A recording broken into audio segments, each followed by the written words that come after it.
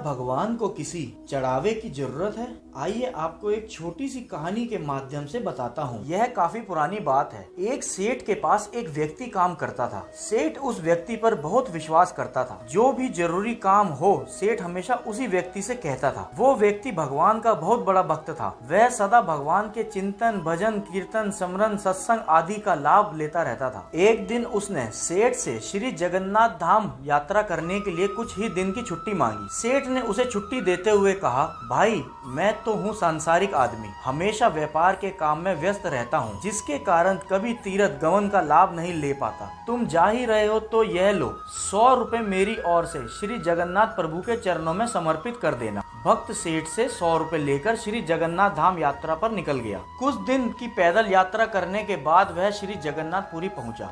मंदिर की ओर प्रस्थान करते समय उसने रास्ते में देखा कि बहुत सारे संत, भक्त जन, वैष्णव जन हरि नाम संकीर्तन बड़ी मस्ती में कर रहे हैं। सभी की आंखों से अश्रुधारा बह रही है। जोर जोर से हरि बोल गूंज रहा है। संकीर्तन में बहुत आनंद आ रहा था। भक्त भी वहीं रुक कर हरि नाम संकीर्तन का आनंद लेने लगा। फिर उसने देखा कि इतनी देर से संकीर्तन करने के कारण भक्त जनों के होठ सूख गए हैं। वह दिखने में कुछ भूखे भी प्रतीत हो रहे हैं। उसने सोचा क्यों न सेठ के 100 रुपए में से इन भक्तों को भोजन करा दूं। उसने उन सभी को उन 100 रुपए में से भोजन की व्यवस्था करा दी। सबको भोजन कराने में उसे कुल 90 रुपए खर्च करने पड़े। उसके पास 10 रुपए बच गए। उसने सोचा चलो अच्छा हुआ, 10 रुपए जगन्नाथ जी के चरणों में सेठ के नाम से चढ़ा दूंगा। जब सेठ पूछेगा तो मैं कहूंगा पैसे चढ़ा दिए। सेठ कौन सा यह पूछेगा कि 100 रुपए चढ़ाए। सेठ पूछेगा पैसे चढ़ा दिए। मैं बोल दूंगा कि पैसे चढ़ा दिए।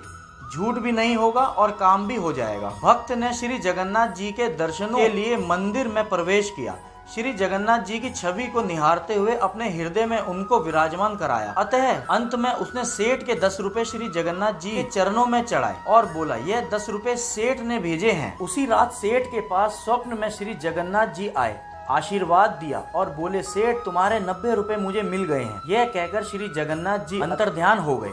सेठ जाग गया, सोचने लगा मेरा नौकर तो बड़ा ईमानदार है, पर अचानक उसे क्या जरूरत पड़ गई थी। उसने 10 रुपए भगवान को कम चढ़ाए। उसने 10 रुपए का क्या खा लिया, उसे ऐसी क्या जरूरत पड़ी। ऐसा विचार सेठ करता रहा। काफी दिन बीतने के बाद भक्त वापस आया और सेठ के पास पहुंचा। सेठ ने कहा कि मेरे पैसे जगन्नाथ जी को चढ़ा दिए थे। भक्त बोला, हाँ मैंने पैसे चढ़ा दिए थे। सेठ ने कहा, पर तुमने 90 रुपए क्यों चढ़ाए, 10 रुपए किस काम में प्रयोग किए। तब भक्त ने सारी बात बताई कि उसने 90 रुपए से संतों को भोजन करा दिया था।